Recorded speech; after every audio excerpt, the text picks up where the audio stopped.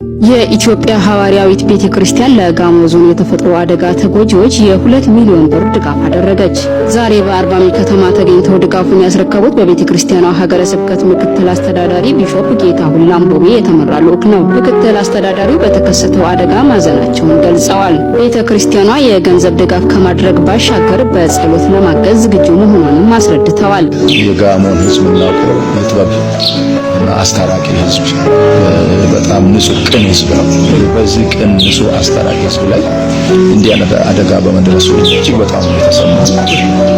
በተረፈ እንግዲህ ኢትዮጵያ ሐዋርያዊት ቤተክርስቲያን አሁንም ለሕዝባችን በእውነት እንዲህ አይነት አደጋ እንዳይደገም በጸሎት ወደ ፈጣሪ እንጮሃለን። የቤተክርስቲያኗ ወንጌላዊ ደረጀ ከበደ በበኩላቸው አደጋው አሳዛኝ መሆኑን ገልጸው ለተጎዱ ወገኖች መጽናናትን ተመኝተዋል።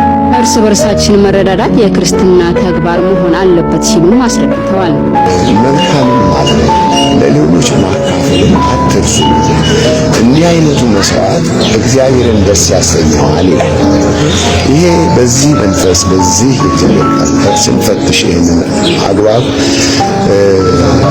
እጅ የምንሰጥበት እጅ የምናጥፍበት ጊዜ የምንሰጥበት ጉዳይ አይደለም። ቤተክርስቲያኒቱን የጽድቅ አገልግሎት ማለት ምን ማለት ነው? ለሚያስፈልገው ጉዳይ በቤተክርስቲያንም ሆነ በውጭ ለሚያስፈልገው ጉዳይ አባቶች በጣም ተዘጋጅተው በሚመጣው ነገር ላይ ፈጥኖ ደራሽ እንዲሆን ነው።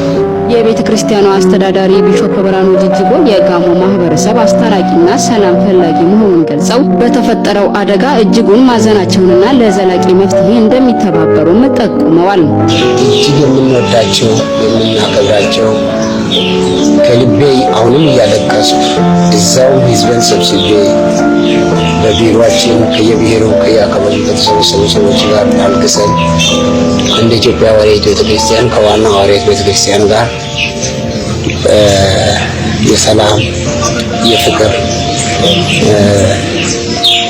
ጥሎት ተጣንኩ ለሚሰጥ ጋሞ ደሪያ ጋሞን ህዝብ በደረሰው በተለይ በጋጮ ባባ ወረዳ ማዞዶሽ አካባቢ በተፈጠረው መሬት መንሸራተት ህይወታቸውን ያጡ ሰዎችን እናቶቻችን፣ አባቶቻችን፣ ወጣቶቻችን በደረሰው አደጋ ሲያለቅሱ እጅግ በጣም አዝነን በእውነት ታናሞ ታሸዋሞ ታናሞ እያለ ታሳ ጋሞ ደሪያው ታሳ እያለ ያልቀሰን ለማጽናናት የአቅማችንን ያክል ከዋናው ቤተክርስቲያን ጋር የደቡብ ክልልም አብሮ ጠይቀን ለመመለስ በሁሉም አብሮነታችንን ለመግለጽ ወደዚህ መጥተናል። የጋሞ ዞን ሐዋርያዊት ቤተክርስቲያን አስተዳዳሪ ቢሾፕ ከበደ ጋሻው የተከሰተው አደጋ ልብ ሰባሪና አሳዛኝ መሆኑን ገልጸው በቀጣይ በሚደረጉ ድጋፎች ቤተክርስቲያኗ እንደምትሳተፍ አስታውቀዋል።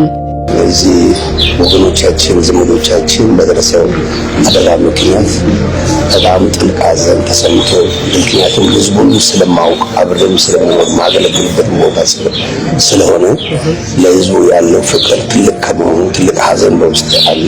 የኢትዮጵያ ሐዋርያዊት ቤተክርስቲያን እኛ የምናገለግልበት ዋናው ጽሕፈት ቤት ለዚህ ህዝብ ለተጎዳው ህዝብ እርዳታ ለማድረግ ከዋና መሪዎቻችን ጋር እዚህ ቦታ ለእርዳታዎች ስለመጣን መጽሐፍ ቅዱስም ያዘኑትን አጽናኑ፣ ታመሙትን ጠይቁ ስለምን ከሞት የተረፉ ቤተሰቦቻቸውን መጠየቅ የምንችልበትን በቤተክርስቲያኒቷ ስም ማድረግም ስላለበት መሪዎቻችን እግዚአብሔር ትልቅ መሪዎቻችን ስለሰጠን በመሪዎቻችን አማካኝነት እዚህ የደረሰው ነገር ገልጸን አስረድተን በዚህ ምክንያት ዛሬ የኢትዮጵያ ቤተክርስቲያን ዋና መሪዎቻችን ይዘን እዚህ ቦታ እርዳታን ለመስጠት ነው ቀረበ።